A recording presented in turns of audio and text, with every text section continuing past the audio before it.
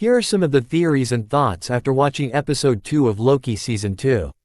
This episode is titled as Breaking Brad, which is obviously a reference to the hit show Breaking Bad, and the opening sequence literally had an Eternals reference of the Kingo poster, which we've seen in the Eternals movie, which is also when Kingo says, "I'm part of the greatest dynasty in the history of Bollywood." Of course, a reference to the upcoming Kang dynasty. Then we are revealed that X5 is an actor now, which is as he claims to be that it was his pre-TVA life that he had, before he was kidnapped by them and got his memories wiped out.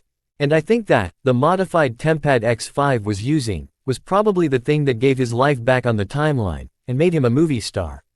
And I don't know why, but something just felt off with this episode, like it was pieced together at the last moment, which made it a bit fast-paced.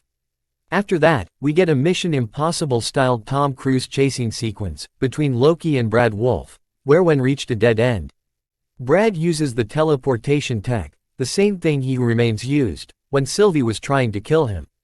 And I really like how they are showing more of Loki's abilities, and I can't wait for what might be in store for the future. Then comes along the number 42, which is one of the sections that should match with the Tempad system. Section 42, which is also the number from the Spider-Verse movies, being the original dimension of the radioactive spider, Earth 42. Also, the time box used on Brad is quite identical to the force field box type of things Miguel used to trap the anomalies in Across the Spider-Verse.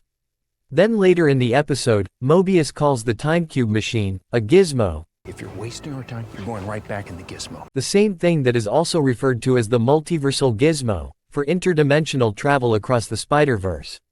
And as we already know, the branching of the multiverse was even showcased for a brief moment, when Miguel was explaining canon events to Miles.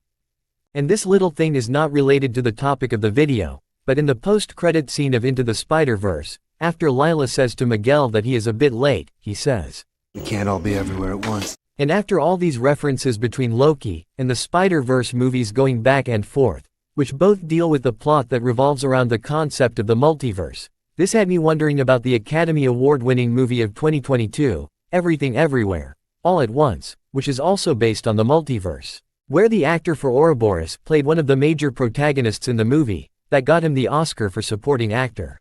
I'm just saying how it is all connected. We can't all be everywhere at once. Now back to episode 2, during the interrogation scene, Brad mentions how every version of Loki will always be a loser.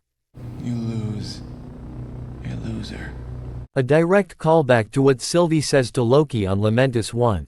Do you think that what makes a Loki is the fact that we're destined to lose? Then Mobius snaps and slaps Brad for talking about his life on the timeline, and Loki recalls the events of the first Avengers, and confesses that he too lost it at that point, and sometimes their emotions get the better of them.